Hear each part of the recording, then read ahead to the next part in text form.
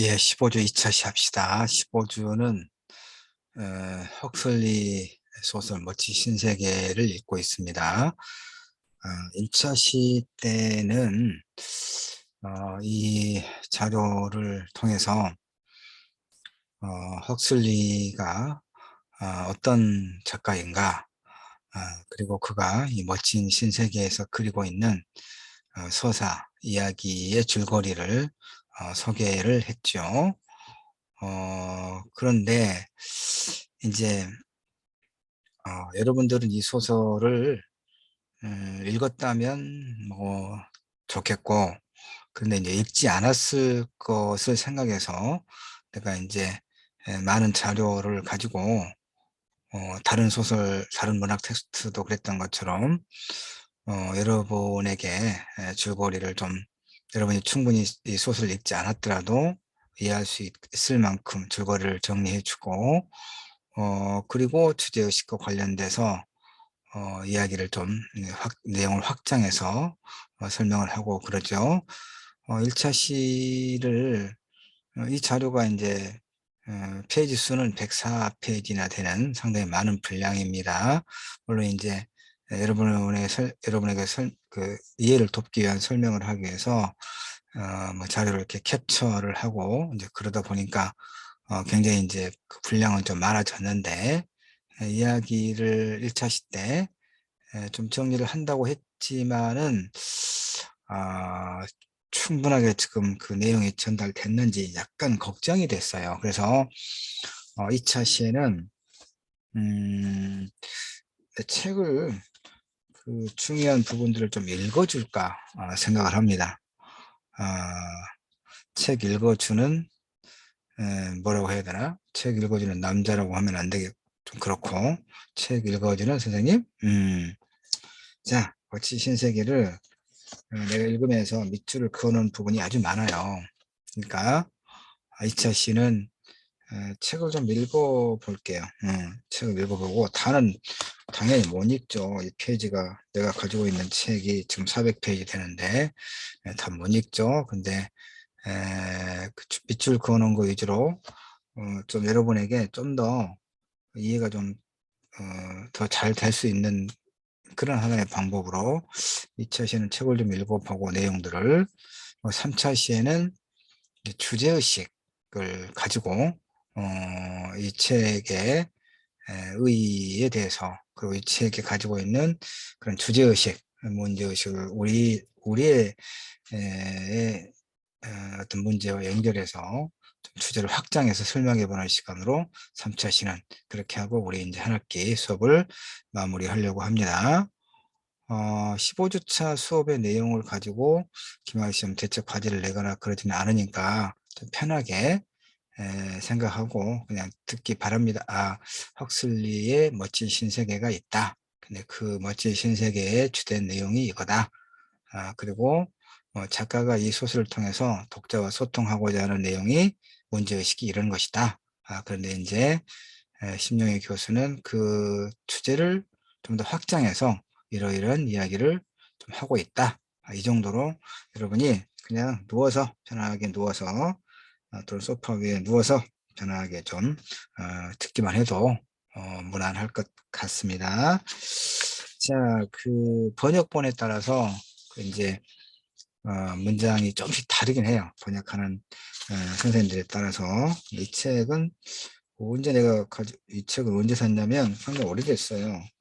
이 책이 참 언제 샀다고 내가 기록은 안 해봤는데, 이 책이 출판된 지가, 내가 가지고 있는 그 언제냐, 이게 2001년, 아이고 20년 전에, 21년 전에 펴낸 책입니다.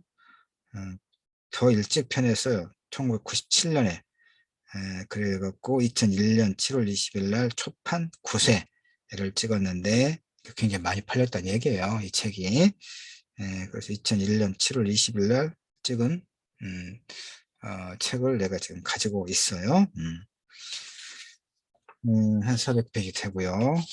띄엄띄엄 내가 밑줄 그어놓은 거 위주로 읽어가면서 설명을 좀 할게요. 자, 이제 아까 내가 이 자료에서 첫 문장 했던 것과 요 문장은 조금 번역본이 좀 다를 수 있습니다. 자, 고작 첫 문장은 하여튼 이렇게 의미랑 같아요. 비슷해요. 고작 34층밖에 안 되는 작은 회색 건물, 중앙현관 입구 위에는 중부 런던, 여기는 이제 나는 아까 중앙이라고 되어 있고 중부라고 했습니다. 중부 런던 인공부화 조건 반사 연구소라는 팻말이 있고, 방패 모양의 간판에는 세계 국가표인 공유, 주체성, 안정이라는 글귀가 쓰여 있었다. 자, 일단 뭐 비슷해요.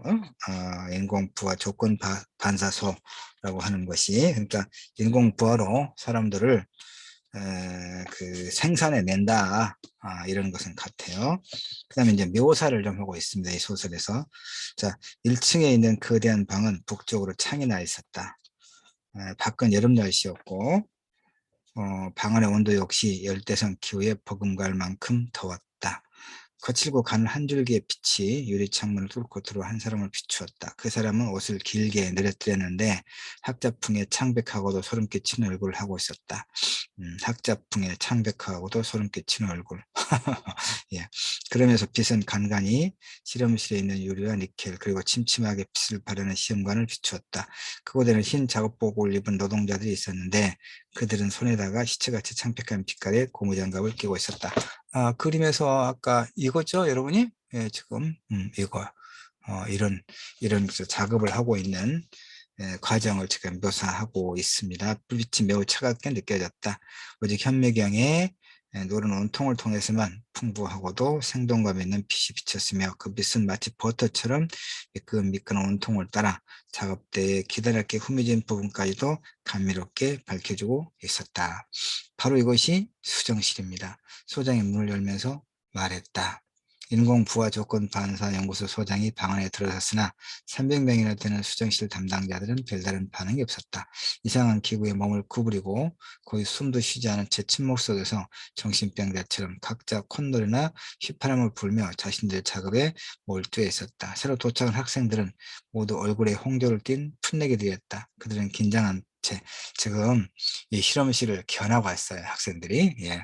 그들은 긴장한 채 아니 오히려 침통한 모습으로 소장의 뒤를 따라 들어왔다. 학생들의 손에는 한결같이 노트가 쥐어져 있었는데 소장이 한마디 할 때마다 그 내용을 하나도 빠뜨리지 않고 재빨리 받아 적었다. 실험실 견학이란 좀처럼 회복이 어려운 특권이었기 때문이다. 중부 런던 인공부화 조건 반사 연구소 소장은 그의 새로운 학생들을 여러 곳에 다양한 부서로 직접 안내하는 것을 일반적인 관례로 여겼다. 자, 여러분에게 일반적인 개념을 정립해 주려는 것에 견학의 목적이 있습니다. 소장은 방문한 학생들에게 이렇게 말하곤 했다.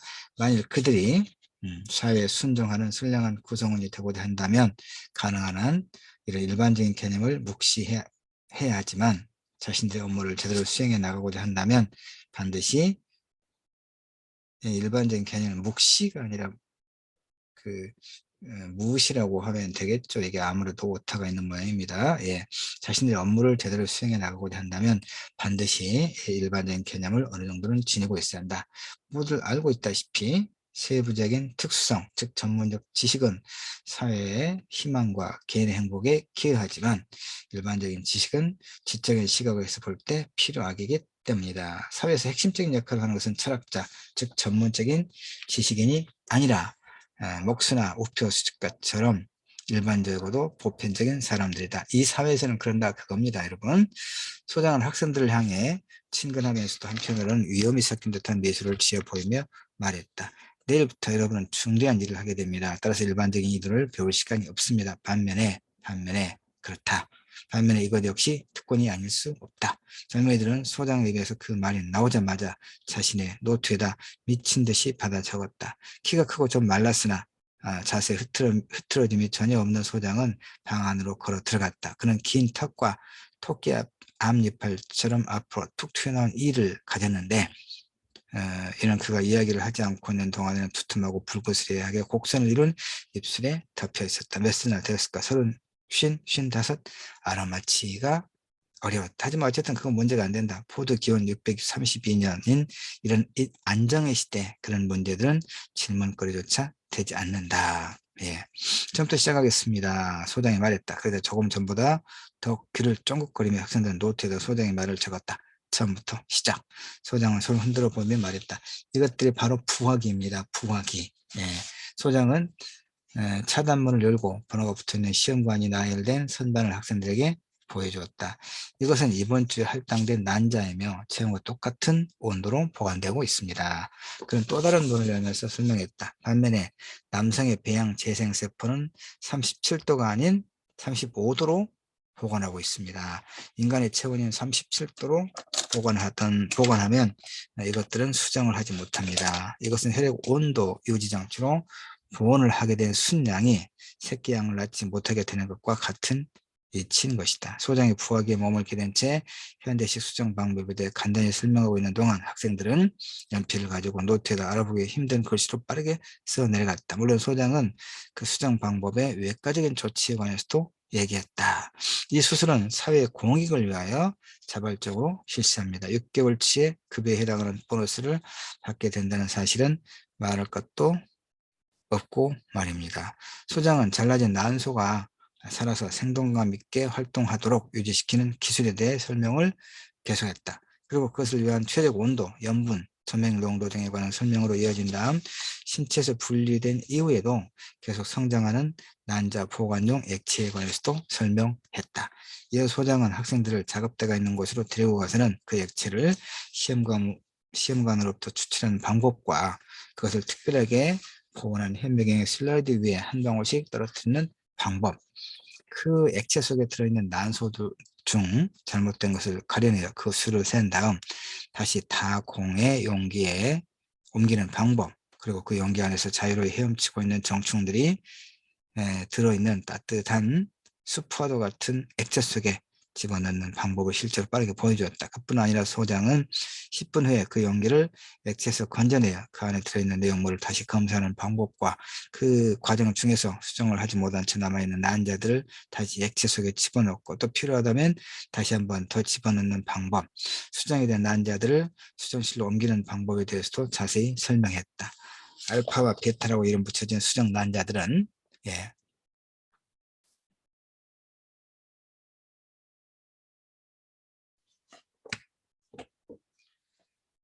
알파와 베타라고 이름 붙여진 수정 난자들은 완전히 봉해질 때까지 이 수정실 안에 그대로 남아있게 되고, 감마와 베타와 입실론이라고 이름 붙여진 것들은 36시간 후에 포카노, 포카노프스키 과정이라는 것을 거치기 위해 다시 끄집어내게 된다.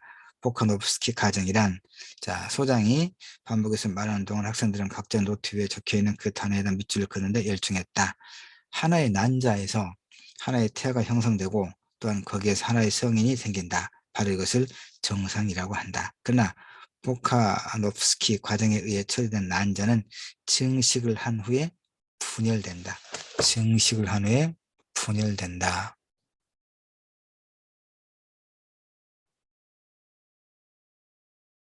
여기군요. 예. 예. 8개에서 96개가 되며 이들 각각의 세포는 완전히 형성된 태아로 성장하게 된다. 그리고 이 각각의 태아는 완전한 크기의 성인이 된다. 전에는 단지 하나의 난자에서 한 생명이 탄생했지만 이제는 96명의 인간이 만들어지게 된다. 완전히 기계에서 만들어지는 거죠. 이거야말로 진보라. 이것이 진보다라고 보는 겁니다. 굉장히 역설적인 그런 제목도 그렇고 내용도 이제 그런 미래 소설이죠. 소장은 자연스러운 표정을 지으며 결론을 내렸다. 근본적으로 포카노프스키 과정이란 일련의 성장 억제 조치로 구성되어 있습니다. 역설적으로 우리가 난자의 정상적인 성장을 억제해야만 그 난자가 싹을 내는 반응을 보인다는 것입니다. 싹을 내는 반응을 보인다. 학생들이 쥐고 있는 연필들이 다시 바쁘게 움직였다.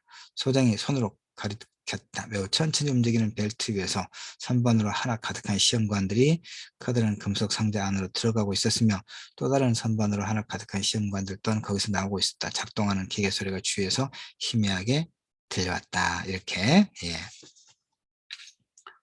자, 그러니까 어,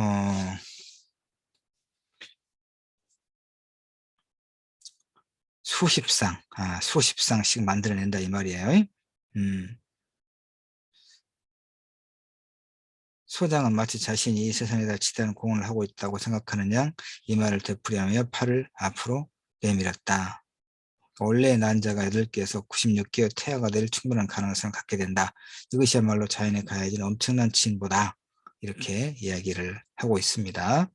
그러자 그들 중 한 학생이 질문을 합니다. 그렇게 되면 어떤 이득이 있느냐? 소장 그 학생을 향해 고개를 돌렸다. 저런, 학생을 이해하지 못하겠나? 이해를 못하겠냐고 소장이 한숨을 들어올렸다. 그런 그의 표정은 무척 엄숙했다.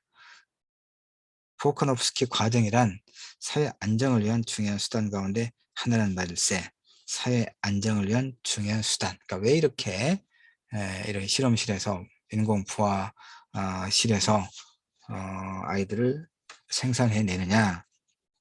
사회 안정을 위해서다 이런 얘기입니다. 표준형 남녀, 획일화된 집단, 보코노프스키화된 하나의 난자로부터 생산된 부산물들로 가득 찬 작은 공장. 자, 96명의 똑같은 쌍둥이들이 96개의 똑같은 기계를 작동하고 있는 모습을 상상해보게. 그의 목소리는 열의에 차서 거의 떨리다시피 했다.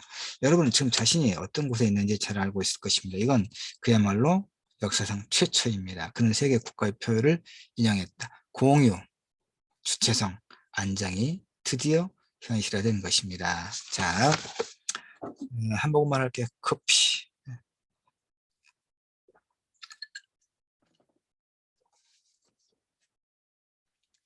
마를 때 커피 마시면 더 목마른데. 예. 소장이 또 계속 이야기합니다. 학생들에게 우리가 무한히 보가노프스키화를 할 수 있다면 모든 문제가 해결될 것입니다. 표준형 감마 계급, 불변의 델타 계급, 획일화된 입실론 계급, 그리고 수백만 명의 일란성 쌍둥이들이 모든 문제가 해결되는 것이다. 대량 생산의 원칙이 마침내 생물학에도 응용된 것이다. 소장은 머리를 흔들었다. 하지만 슬프게도 우리는 포카노프스키 과정을 무한정 확대할 수는 없습니다. 96개가 한계고 72개가 평균인 것 같았다. 똑같은 난수와 똑같은 남성 배우자를 결합시켜 가능한 많은 일란성 쌍둥이를 제조하는 것이 그들이 할 수 있는 최선이었다. 하지만 슬프게도 이는 최선이 아닌 차선이었으며 게다가 그것은 무척이나 어려운 일이었다. 자연 속에서는 200개 난자가 다 자라는데 30년이 소요됩니다. 그러나 현재 우리에게 당면한 임무는 인구를 안정시키는 일입니다. 사반세기에 걸쳐서 몇 안 되는 쌍둥이들 생산하고 있으니 그게 무슨 소용이 있겠습니까? 뭐 이렇게 인공부화실에서 아이들을 기계로 찍어내는 장면을 지금 견학원 학생들에게 이것이 역사의 진보다라고 하는 그런 입장에서 지금 설명을 하고 있는 것을 여러분이 좀 듣고 있습니다. 예. 자, 그 다음에 또 조금 넘어가겠습니다. 이제 장면을 좀 넘어서.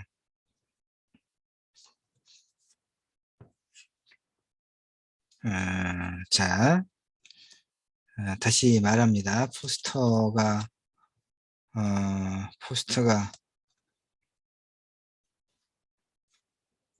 포스터는 소장이 말했다.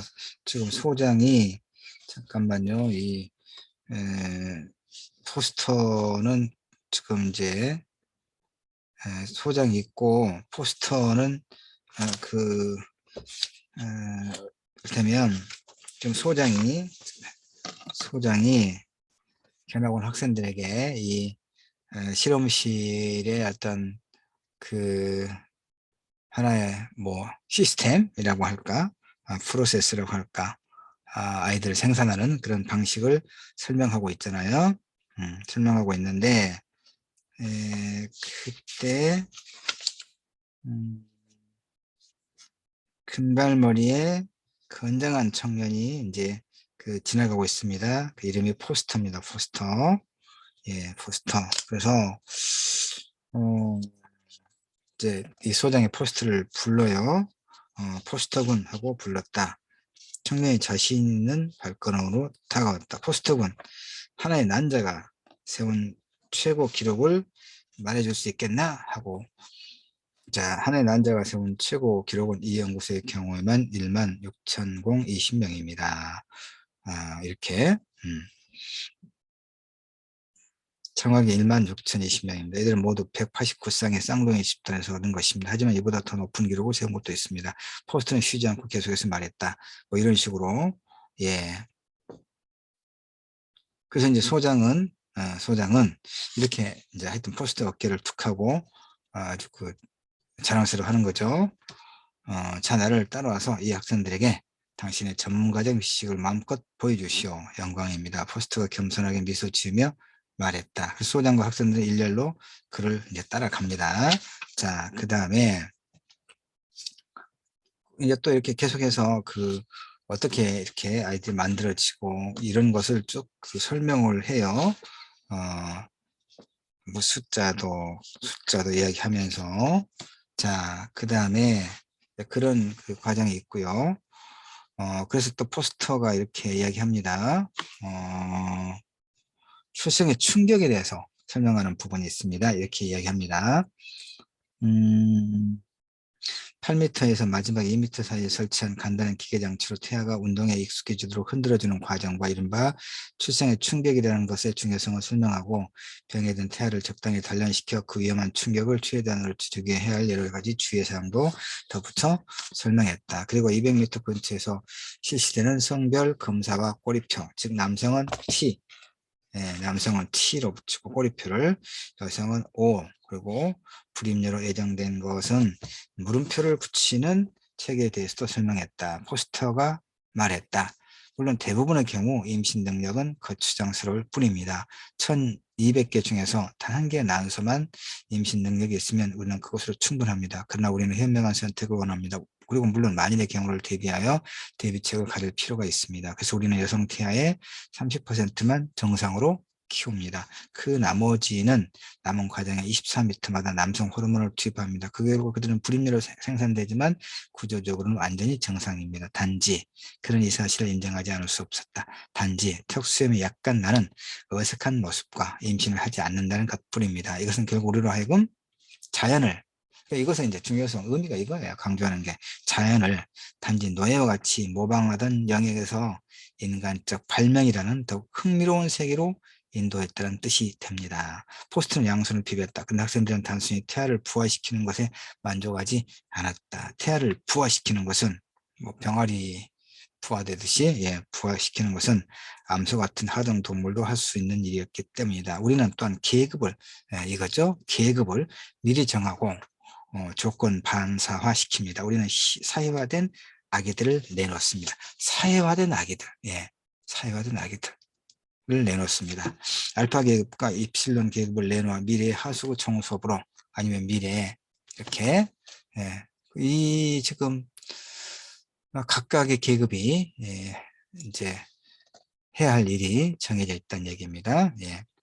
포스트는 미래 세계 지도자라고 말을 참여했으나 이를 정정하여 미래의 인공부화 소장이라는 말로 끝을 맺었다. 소장은 그 찬사를 미소로서 받아들였다. 이렇게. 자, 이제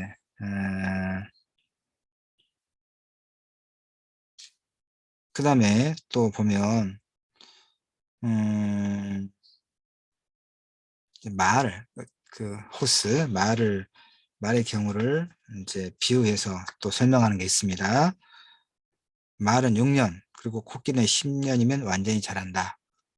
그러나 인간은 13세가 되어도 성적으로 완성되지 않을 뿐더러 20세가 되어야 비로소 완전해진다. 그러므로 이러한 완전한 성장의 결과가 인간의 지성이라는 것이다. 포스트가 말했다. 그러나 입실론 계급에게는 인간적인 지성이 필요 없습니다. 입실론 계급에게는, 가장 최하층의 계급에게는 그런 인간적인 지성이 필요 없다, 이런 얘기입니다. 필요 없으니까 그것을 획득하지도 않는다는 거예요. 입실론 계급의 지능은 10살까지는 성숙되지만 육체는 18세 이르기까지 활동에 적합하지 않다. 그동안의 기간이라는 것은 쓸모없는 시간이다.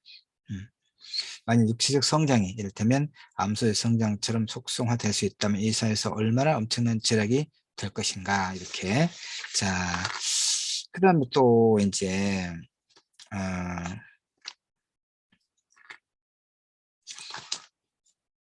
세뇌시키는 거 있죠?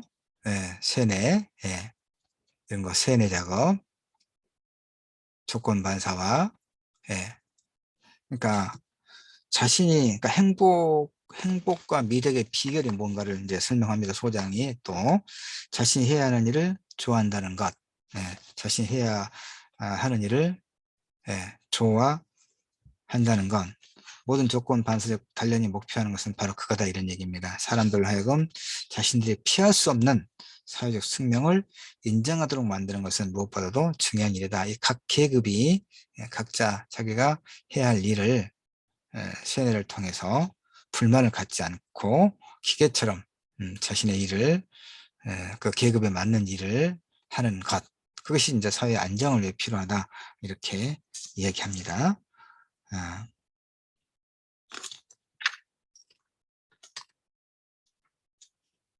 자, 이렇게 이제 포스터만 출산실에 남았고 소등학생들은 옆에 있는 엘리베이터를 타고 5층으로 올라갑니다. 그곳에는 또 뭐가 있냐? 유아 보육실, 신파블로프식 조건 반사시라는 팻말이 붙어 있었다. 조건 반사실. 소장은 꺼리낌없이 방문을 열었다. 소중학생들이 들어간 방은 아무런 장식도 없는 커다란 방으로 햇빛이 들어와 무척 밝게 느껴졌다. 그도 그럴 것이 그 방의 남쪽 벽 전체가 하나 유리창으로 되어 있었기 때문이다. 흰 제복을 입은 6명의 보모들이 소독용 모자를 머리에 쓰고 장미꽃 화분을 머리 위에 나란히 올려놓았다. 화분 안에는 활짝 핀 꽃들로 가득했으며 원숙하게 핀 꽃잎은 마치 수많은 아기 천사들의 홍조 튄 뺨과도 같았다. 그러나 그 꽃들은 밝은 빛 가운데에서 보면 단지 핑크색의 아리한 계통의 천사일 뿐만 아니라 윤기가 나는 중국계 천사, 멕시코계 천사, 하늘의 나팔을 너무나 힘차게 분 나머지 기절할 정도가 된 천사, 그리고 묘비처럼 창백한 얼굴을 한 천사와 같이 각양각색의 모습으로 보였다. 부모들은 소장이 안으로 들어오자 경직된 표정으로 차렷 자세를 취했다. 책을 내놓으시오. 소장은 퉁명스럽게 말했다. 부모들은 아무 말 없이 소장의 명령에 따랐다. 장미꽃 화분 사이에 책이 적당한 간격으로 꽂혀 있었다. 지금 여기 이 그림들. 자, 그 책들은 사질판으로 된 그림책으로 호기심을 자극하기에 충분할 만큼 다양한 색깔의 동물, 물고기, 새 그림들이 선명하게 연쇄되어 있었다. 자, 그럼 이제 아기들을 데리고 오시오. 부모들은 소장의 말이 끝나기도 전에 서둘러 방을 나가더니 잠시 커다란 스키 운반대 같은 것을 밀고 나타났다. 그 스키 운반대에는 사면 철창으로 된 선반이 있었고 그 안에는 8개월 된 아이들이 있었는데 그들은 모두 다 똑같은 모습이었다. 아기들은 보카노프스키 집단임에 틀림없어 보였다. 모두가 다 똑같은 카키색 옷을 입을 카키색 옷을, 왜냐하면 그 아기들은 델타 계급이었기 때문이다. 델타, 음, 델타,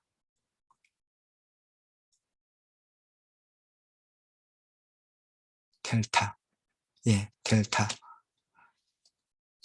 아기들을 마루 위에 내려놓으시오. 부모들은 아기들을 한 명씩 차례로 마루 위에 내려놓았다. 자, 이번엔 아기들이 꽃과 책을 바라볼 수 있도록 몸을 돌려놓으시오.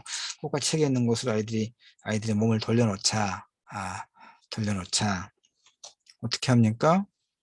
음, 아기들은 처음에는 조용하더니 익고 멋진 색깔로 갖춘 꽃과 흰 종이 위에 그림이 그려진 책 쪽으로 기어가기 시작했다. 아기들이 그곳에 접근하고 있는 동안 잠시 구름 뒤로 가려졌던 태양이 구름 헤치고 그 모습을 드러냈다. 장미꽃들은 마치 자신들의 내부에서부터 열정을 쏟아내듯이 빛을 대갔으며 책들은 페이지마다 무언가 새롭고도 심한 내용들로 가득 찬 듯했다. 기어가는 아기들에게서 흥분된 탄성과 기쁨의 웃음 그리고 제자그는 소리가 들려왔다. 자, 이렇게 하다가 모두를 주의 깊게 관찰하시기 바랍니다. 그럼 무슨 얘기냐면 자 봅시다. 여기 아기들은 작은 손을 뻗쳐 장미꽃들을 잡아놓은 꽃잎을 마루 위에 떨어뜨리고 그림이 그려진 책장들을 모조리 구겨버렸다. 아기들이 행복한 표정을 지으며 바쁘게 움직일 때까지 소장은 기다렸다. 잠시 후 소장은 모두를 주의 깊게 관찰하시기 바랍니다. 라고 말하고는 한쪽 손을 들어 올려 신호를 보냈다. 그러니까 이제 아이들에게 이렇게 조건 반사를 유도하는 그런 자극을 준다 이 말이에요. 방 안의 한쪽 구석에 위치한 스위치 작동기 곁에 서 있던 주인 보모가 작은 지렛대를 눌렀다. 갑자기 열연한 소리가 울리기 시작했다. 고막이 터졌던 굉음의 사이렌 소리가 울려 퍼졌고 경보용 벨은 미친 듯이 경적을 울려댔다. 아기들은 놀라서 비명을 질렀고 일순간 아기들의 얼굴은 공포로 인해 일그러졌다. 자, 그럼 이제부터 약한 전기 쇼크를 주어 교육을 주입시키도록 하겠습니다. 소장이 지시를 내립니다. 아기들에게 이렇게, 그러니까 소장이 다시 손을 흔들어 신호를 보내자 주인 부모가 두 번째 지렛대를 눌렀다. 그래서 아기들은 조금 전과는 다른 양상의 처절한 비명소리를 질렀다. 그들의 지르는 날카롭고 또 경륜에 가까운 부르짖음 속에는 필사적이고도 거의 광적인 무언가가 있었다. 아기들의 작은 몸은 비비꼬인 채 굳어졌으며 그들의 사진은 마치 눈에 보이지 않는 전선에 이끌리듯 경련을 일으키며 움직였다. 우리는 마루 전체에다 전기를 흐르게 할 수 있습니다. 그냥 이 정도면 충분합니다.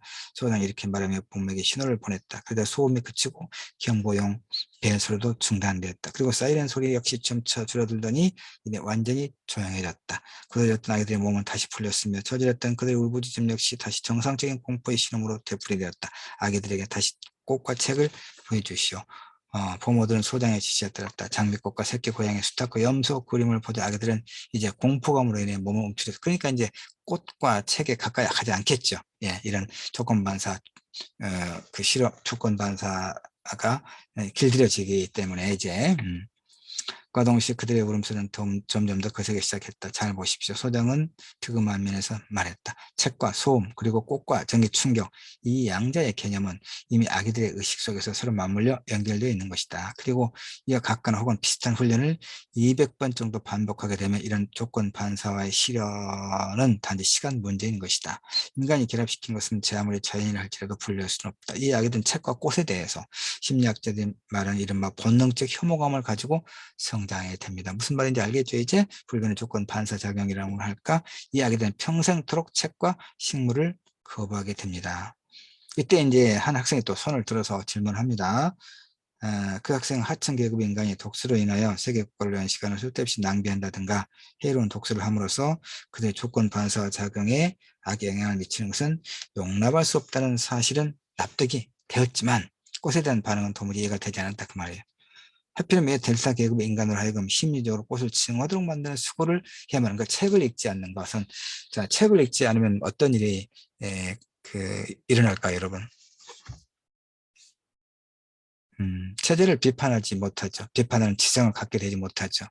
그러겠죠. 그래서 이 아이들에게 자신의 어떤 조건에 만족해야 하고 어떤 그 세계를 비판적으로 바라볼 수 있는 인식의 싹을 아예 자르는 것이죠. 그런데 이제 그건 학생도 알겠다는 얘기입니다. 근데 왜 꽃은 그냥 꽃은 사회를 위험에 빠뜨리지도 않을 텐데 꽃을 좋아하는 것은 그 질문을 하는 겁니다. 하필이면 델타 계급의 인간으로 하여금 심리적으로 꽃을 칭하도록 만드는 수고를 해야만 하는가? 이 질문에 또 소장은 당연히 설명을 하겠죠. 아기들이 장미꽃을 보면 비명을 지르도록 만드는 것은 고등 경제 정책의 근거를 두었다는 것이다. 오래되지 않은 과거에는 지금으로부터 대략 1세기 전 정도인데 감마 델타 그리고 심지어 입실론 계급의 인간들까지도 꽃을 사랑하도록 훈련을 받았었다. 그 목적은 기회가 있을 때마다 그들과 하여금 전으로 나가게 하고 그럼으로써 운송기관을 이용하도록 만드는 데 있었다. 그런데 불구하고 그들은 운송기관을 이용하지 않았습니까? 그 학생의 대물자 소장이 대답했다. 아니 그렇지 않소. 아주 많이 이용했지. 그러나 그저뿐이었어. 그저 그뿐이었어. 즉 장미꽃과 조는 풍경에는 한 가지 중대한 결점이 있다고 소장은 주장했다. 그것은 일할 필요가 없이 공짜로 얻어진다는 것이었다. 즉 자연을 사랑하도록 훈련을 시켜놨더니 공장에서 일할 사람이 없었단 말이죠. 그러니까 장미꽃을 장미꽃에 대해 혐오를 갖도록 한다 이런 얘기죠. 네, 자연의 전원에 나가서 꽃을 구경하는 시간에 공장에서 일을 하도록 하게 이렇게 훈련을 시킨다 그런 의미가 되는 거죠. 따라서 하층 계급의 인간들에게는 어떤 일이 있어도 자연을 사랑하도록 하는 훈련을 시키지 말아야 한다는 결론이 내렸다 이런 얘기입니다. 알겠죠? 자, 그 다음에 이제 그러니까 또 소비만 하는 인간으로 만드는 겁니다. 생산 볼까요? 좀 더 볼까요? 우리는 대중들로 하여금 자연을 칭호하도록 조건화시킨다. 조건화시킨다. 아하. 그 다음에 이제 또 뭘 하나 보고 설명을 해주고 싶으냐면 부모, 부모라. 그러니까 여기서는 이렇게 다 그 부화 과정을 통해서 생산됐죠. 아기들이. 그러니까 부모가 없죠. 네? 부모가 없어요. 부모가. 그래서 어,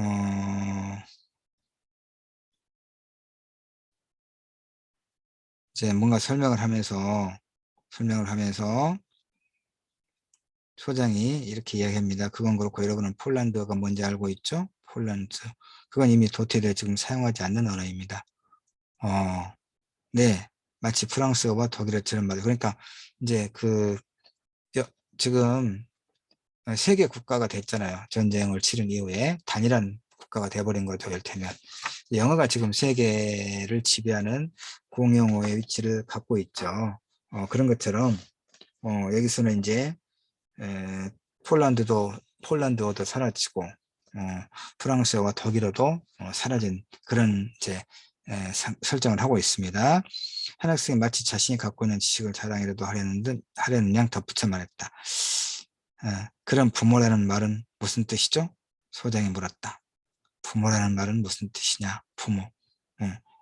소장이 물었다. 순간 불안한 침묵이 흘렀다. 몇몇 학생들의 얼굴은 이미 홍당무가 되어 있었다. 이 학생들은 아직 상스러운 것과 순수 과학 사이에 존재하는 중요하면서도 미묘한 구분을 할 줄 몰랐던 것이다. 마침내 한 학생이 연기를 이어 손을 들었다. 과거의 인간들은 그런 얼굴이 새빨개지면서 말하기를 망설였다. 과거의 인간들은 모체인 자궁에서 발화했습니다. 소장은 맞다는 표정으로 고개를 끄덕였다. 맞아요. 맞아요. 오케이. 그리고 아기들이 제조되었을 때 제조. 제조가 아니라 출생이라는 단어를 사용해야 합니다. 예전에는 그랬다 그 말이에요. 모체인 자궁에서 출생했다.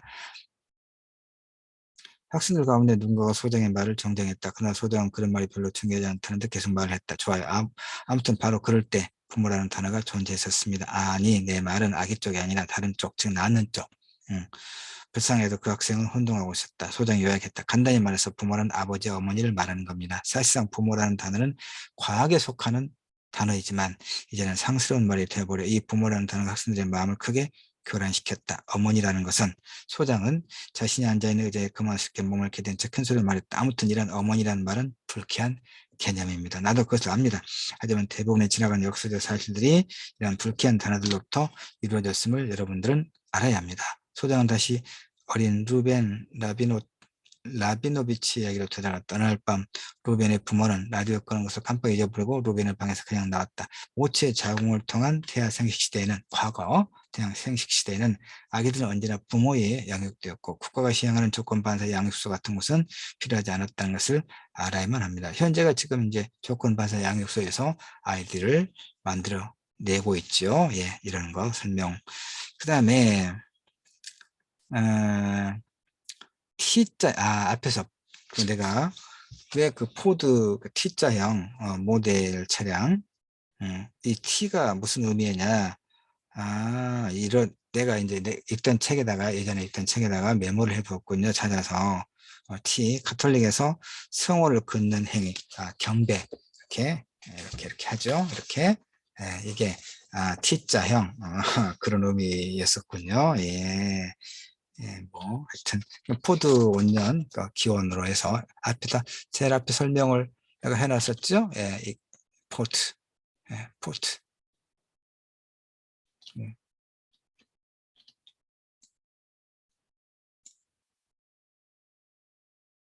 예. 자, 그 다음에, 조금 더 많이 넘어가 봅시다. 이렇게 지금 여기까지 봤던 게 이제, 그 다음에 또 여기 보면, 여기 아이들에게 이렇게 계속해서 뭔가 또 이렇게, 뭐 한 50번, 50번, 여기도 보면 아이들이 잠에서 깨기 전에 이렇게 소리를 40에서 50회 반복해서 계속 들려줍니다. 그리고 목요일에도 반복하고 토요일에도 반복합니다. 이런 식으로 주 3회 120회씩 장장 30개월에 걸쳐 이렇게 반복한다는 겁니다. 아기들이 잠들어 있을 때 그 이후에는 고급 과정으로 넘어가고 장미꽃과 전기 충격 그리고 델타 계급의 카키색 옷, 이 모든 것들은 아기가 말을 할 수 있게 될 때까지 떼일래야 뗄 수 없는 개념으로 주입이 된다. 그러나 언어를 수반하지 않는 조건 반사는 조잡하여 도매금으로 취급된다 뿐만 아니라 보다 미세한 구분이나 복잡한 행동 과정도 지휘할 수 없는 상태에 이르게 된다. 그런 훈련은 언어가 수반되어야만 한다. 그러나 언어는 언어일에 논리가 없는 언어여야만 한다. 간단히 말해 수면학습. 수면학습이군요. 자, 이런 주입식 조건 반사 훈련을 마치 연약한 물방울이 하나둘 모여서 마침내 단단한 화강암을 뚫게 되는 것과 같은 이치라고 할 수 있다. 예, 좋아요. 그 다음에 또 이제, 이것은 이제 뭐, 성유희. 예, 이건 뭐,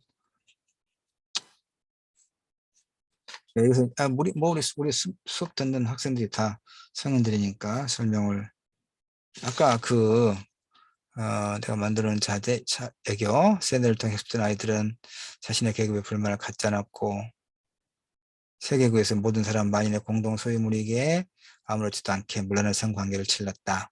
질른 게 아니라 즐겼다. 자, 요것과 관련해서 여기 보면 이제 아이들에게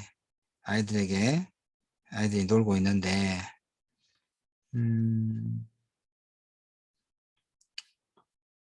소장 학생들이 그걸 떠날 때 소장은 이렇게 말하고 잠시 말을 멈췄다. 정말 매력적인 아이들이군. 소장이 놀고 있는 아이들을 손가락으로 가리켜 말했다. 모성한 지중해 산 히스턴불로 둘러싸인 작은 초원에서 7살가량의 남자아이와 8살 정도의 여자아이가 마치 뭔가를 발견하기 위해 정신을 집중하고 있듯 이 과학자들은 열심히 기초적인 성유희를 즐기고 있었다. 매력적이고 말고 소장은 매력적이라는 말을 감탄주로 반복해서 말했다.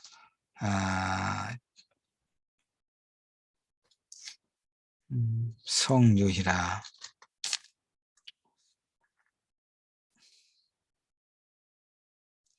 포도님의 시대 훨씬 이전부터 그리고 그 이후로도 수세기 동안에 걸쳐 아이들 간의 성행위는 비정상적인 것으로 간주되었다. 아니 비정상적일 뿐만 아니라 매우 부도덕한 것으로 간주되어 금기시되었던 것이다.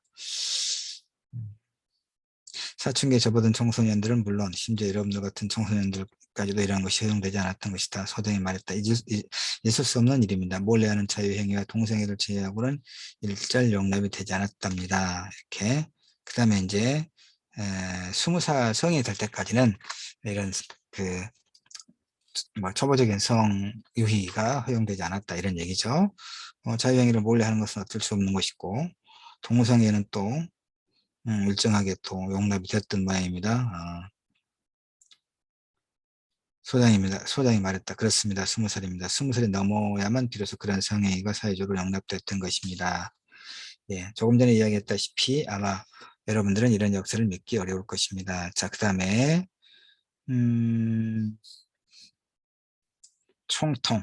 총통이 등장합니다. 자, 놀라울 정도로 우렁찬 목소리가 이들 대화에 끼어들었다. 소정 학생들은 뒤를 돌아다 보았다. 작은 무리의 가장자리에 낯선 사람이 하나 서 있었다. 그 사람 평균 키에 검은 머리카락이었으며 매부리 코와 두툼하고 불구스레한 입술 그리고 부리부리한 눈이 매섭게 보였다. 끔찍했고 말고 그리고 그는 끔찍하다는 말을 반복했다. 소장은 그때 정원의 여기저기 널려있는 강칠과 고무로 만들어진 벤치 중에 하나를 골라 그 위에 앉아있던 터였다. 그러나 그 낯선 사람을 보는 순간 자리에서 벌떡 일어나더니 입가에 가득 미소를 지으며 두 손을 그 앞으로 내밀었다. 총통각하 정말 뜻밖의 영광입니다. 이 박사님들 못들 하고 있는 거야. 바로 이분이 세계 국가의 총통각하이시네. 이분이 바로 우리 주인이신 무스타파 먼드님이라고. 무스타파 먼드. 자, 무스타파 먼드 각하 학생들의 일순간 심장이 멈추는 듯 했다. 경례하는 학생들의 눈알이 각자 얼굴에서 튀어나올 지경이었다. 무스타파 먼드 카카. 서유럽의 영원한 총통이시여 이 지구상에 있는 10명의 총통 중에 한 분이신 먼드 카카. 지구를 세계 국가가 10명의 총통에 나눠서 지배하는 모양입니다. 이 멋진 신세계에서는. 근데 무스타파 먼드는 이제 서유럽을 지배하는 총통이다. 이런 얘기죠. 예. 무스타파 먼드. 무스타파 먼드. 자, 뭐 그렇게 돼 있고요. 그 다음에 예, 하여튼 이 학생들은 자궁을 통해서 아이를 낳는 것과 부모라고 하는 개념, 그 다음에 가족이라는 집단의 개념을 도무지 상상할 수 없는 상황이다. 이런 얘기입니다. 예. 그 다음에 또 하나, 어,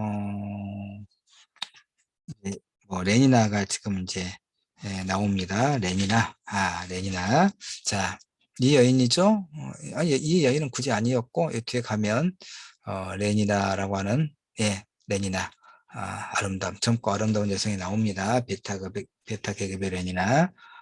음, 자, 좀 그쪽으로 가보면, 자, 가정이란, 아, 레니나부터 합시다. 레니나는 욕조에서 나와 타올로 몸을 닦은 다음 벽에 장치된 길고 유연한 튜브를 덮더니 그 튜브의 주둥이를 마치 자살을 하려는 듯이 자신의 가슴 부분에 갖다 대고 방아쇠를 당겼다.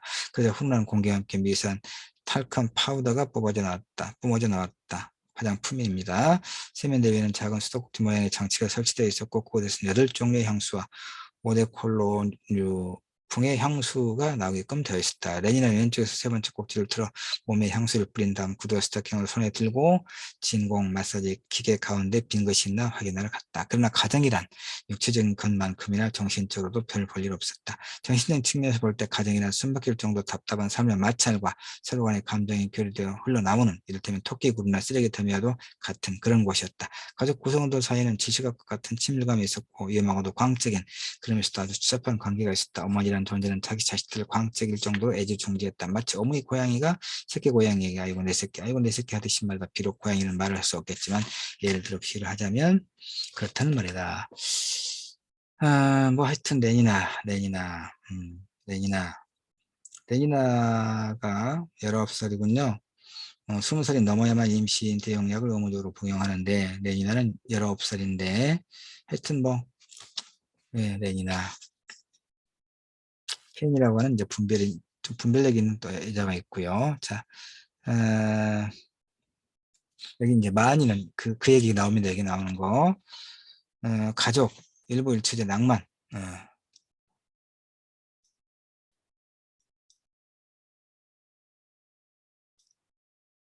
이렇게 만인의 공동소유물, 어, 가족 일부일처제, 낭만 이런 것들이 있는 곳엔 그어디나 베타주의와 사회사회가 집중, 충독과 정력의 배출구만 있었다. 그러나 만인의 공유물이야.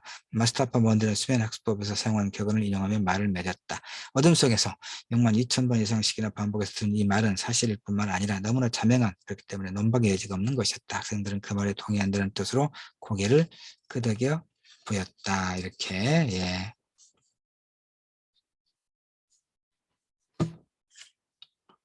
어, 그 다음에 이제, 음, 총통이 이제 뭐라고 이렇게 쭉 이야기를 하고 있습니다만은, 그냥 넘어가고요. 이제 어디로, 에,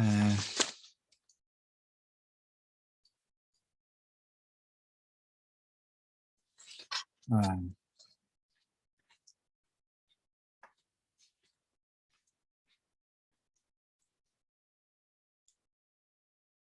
그 무능하고 비참할 자유가, 여기서는 지금 없는 것이죠. 그 다음에 뭐 이야기를 쭉 하고 있고, 이제 뭐,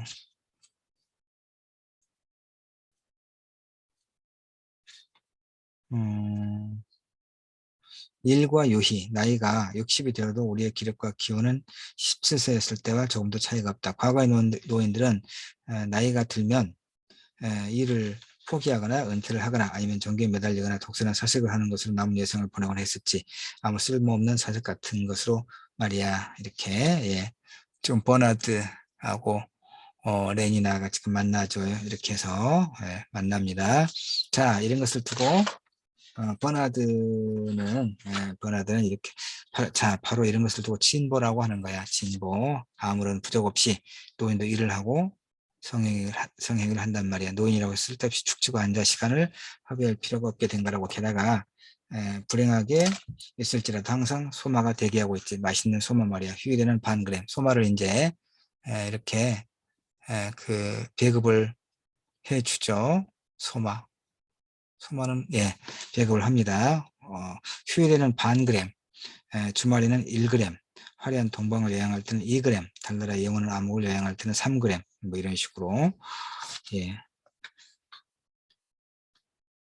그다음에 레니나가 아까 남자들 사이에서 여기 남자들 사이에서 굉장히 인기가 높았다. 그녀는 그들 중 대부분의 사람들과 한두 번 정도는 하룻밤을 같이 보냈다. 모두 다 귀여운 남자들이야. 레니나는 아는 체는 남자들에게 담례하며 이렇게 생각했다. 예.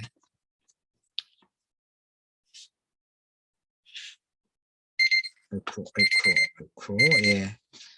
자, 여기까지 하다 보니까 한 84 정도, 페이지 정도가 나왔습니다. 소마, 일 입방 센티미터 양이면 10가지 우울병을 치료하는 약, 소마, 소마, 예.